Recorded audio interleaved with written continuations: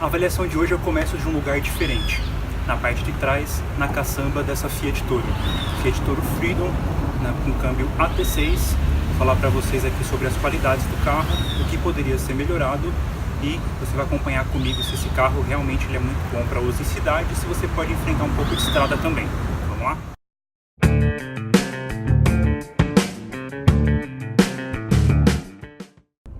Na versão Freedom, a Fiat Toro vem com a mecânica 1.8 e-torque de até 139 cavalos de potência e com torque máximo de 19,3 kgfm, os dois valores utilizando etanol.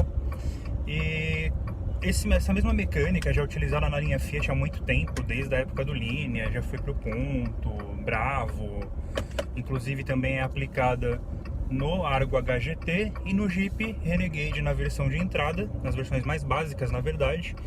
E aqui na Toro ele tem uma configuração nessa Toro Freedom com o câmbio AT6. O casamento aqui poderia ser bem melhor, porque em muitas oportunidades esse câmbio ele hesita na troca de marchas e você precisa dosar muito bem, com muito cuidado, a aceleração do veículo para que o câmbio tenha uma resposta que você espera. Por exemplo, se você pega uma subida que seja relativamente íngreme, não precisa ser muito íngreme para isso, mas se essa subida for um pouco íngreme, quando você terminar ela, obviamente que o câmbio vai utilizar marchas mais baixas para ter um aproveitamento melhor do torque. E é que nem aqui, ó, não sei se vocês conseguem ouvir, eu estou em segunda marcha, é praticamente linha reta já, e ele não troca, eu estou com o pé travado na mesma posição e o câmbio não muda, ele mudou de marcha agora. Ele tem uma hesitação muito grande para entender quando você terminou de vencer uma subida, quando você terminou de fazer uma ultrapassagem, mesmo você mantendo posição do pé do pedal exatamente igual.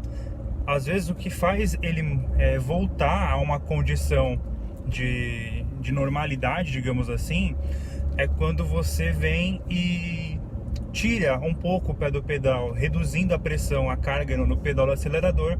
Aí a transmissão entende que você já não está mais vencendo uma situação em que precisa de mais torque e ela volta à condição normal. E além disso, uma percepção que eu tenho dirigindo o carro é que em qualquer condição ele é bastante lento, não tem outra palavra, ele é lento para uso urbano. Em rodoviário, depois que ele está numa situação de regime de rotação estabilizado, numa velocidade estabilizada, o câmbio tem 6 marchas, ele consegue ficar numa condição agradável, em que ele consegue oferecer um torque adequado, numa velocidade relativamente boa, em subidas, descidas, a não ser em subidas de serra que ele sofre do mesmo problema quando você pega uma subida na cidade.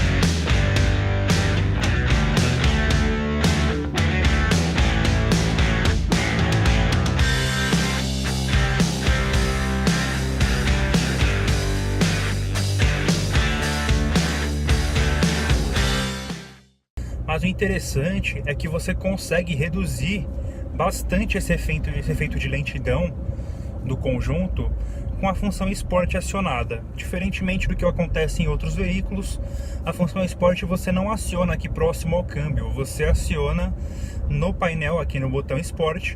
Assim que você aperta esse botão, o comportamento do carro muda drasticamente. A troca de marchas começa a ficar bem mais adequada. O mapeamento do motor obviamente fica diferente, porque a resposta dele, inclusive até o ruído do motor modifica, e você consegue dirigir o carro numa condição muito melhor, parece até um outro carro. E até na verdade a impressão que dá é que o carro foi projetado originalmente nessa função Sport E quando foram captar as informações relativas a consumo e a outras coisas, viram que não seria viável e reduziram as métricas, digamos assim, para deixar ele um pouco mais civilizado, para não ficar tão beberrão. E por falar em beberrão, é aqui que o Toro tem o principal calcanhar de Aquiles dele, que é o consumo de combustível. Esse veículo ele foi abastecido com gasolina e em um trecho que a gente oscilou bastante, podemos dizer que foi em cerca de 60% estrada, mais 40% cidade, e nesse trajeto 100% de estrada foi com ar-condicionado, e em cidade, esses outros 40% destes 40% foi com ar-condicionado ligado. E ele não conseguiu uma média de combustível maior do que 7 km por litro com gasolina no tanque. Então, com certeza, esses valores seriam bem menores caso a gente utilizasse etanol. São valores assim praticamente irreais para os tempos atuais, para os veículos comercializados hoje em dia, o que torna bastante difícil manter esse carro aqui que tem sede por combustível. Se for álcool, então, mais para baixo ainda. Ah, isso porque ele tem start-stop, hein? Imagina se não tivesse.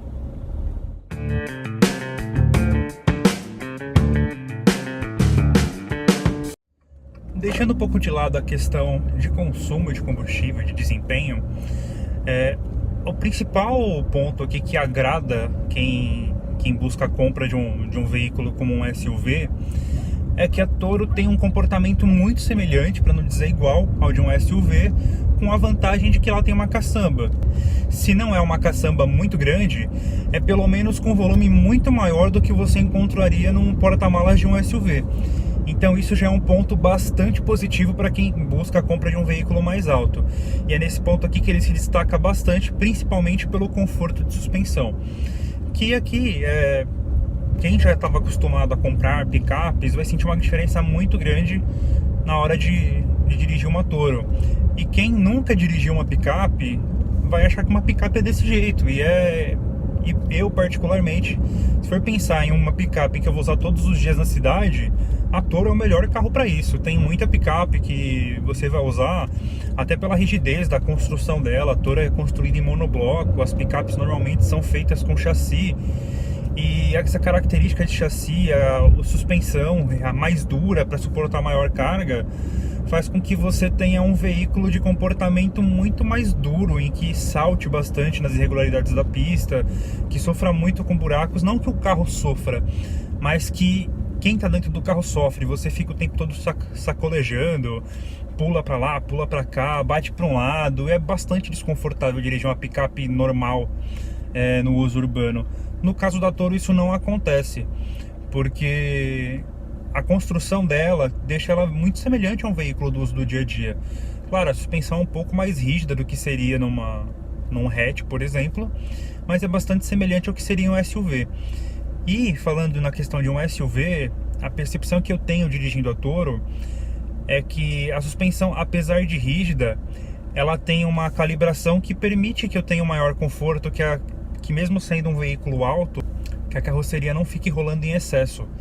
E essa questão de ela não rolar em excesso me deixa mais confortável no uso urbano e também muito mais seguro no uso rodoviário, porque eu consigo entrar em curvas com muito mais segurança sem aquele medo de que o carro vai tombar. Aqui na Toro, aquelas piadas de picape tombando, vai continuar com outras picapes, porque aqui na Toro dificilmente isso vai acontecer.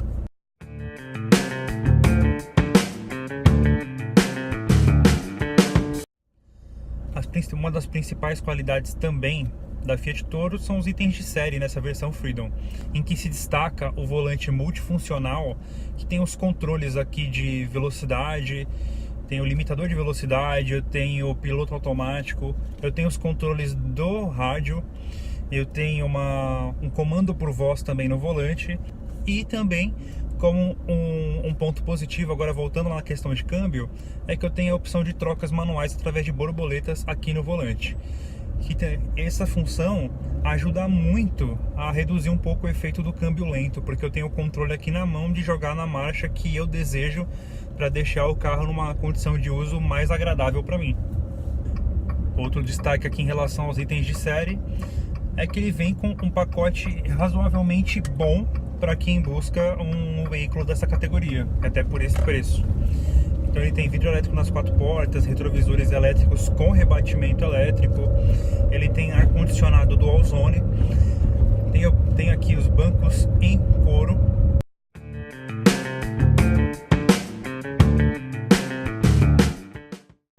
Mas ele peca num ponto muito importante para quem busca, para quem compra um carro nessa categoria, nesse preço, que é a questão do rádio dele.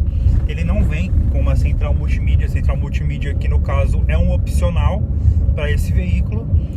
E o rádio utilizado nesse carro, ele, apesar de não ter de ser bom de utilização, ter uma utilização intuitiva, ele não tem uma qualidade de som muito boa. Você percebe que os graves dele são mais abafados do que o comum. Você não tem uma condição de equalização do som ideal. E além disso, como esse carro vem com câmera de ré, a tela mostradora que é do próprio rádio, que é touchscreen, é muito pequena. Apesar de ter uma resolução boa, essa tela muito pequena não condiz com o porte do carro. Você se sente inferiorizado, assim dizendo, com rádio desse porte num carro deste porte. E é uma coisa inevitável.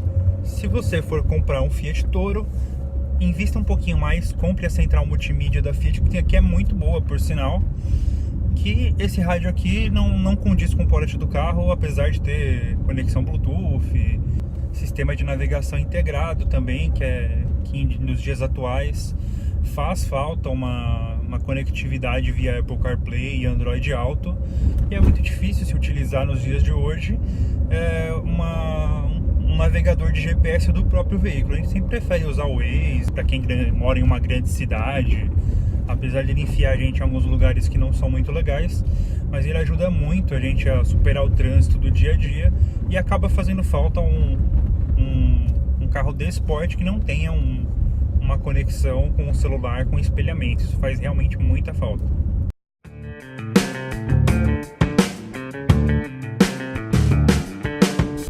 Quando a Fiat cedeu esse veículo pra gente, foi um momento aqui na cidade de São Paulo em que teve muita enchente, muito alagamento e muita lama espalhada pela cidade, muitos detritos assim causados pela água que acabou baixando, e foi até bem difícil deixar o carro limpo para conseguir fazer a matéria. Foram alguns dias de chuva muito intensa, e também foi uma oportunidade da gente ver como a Toro se comporta numa situação dessa mais adversa. O que ajuda no caso é a suspensão bastante elevada em relação aos veículos normais, e isso faz com que você consiga enfrentar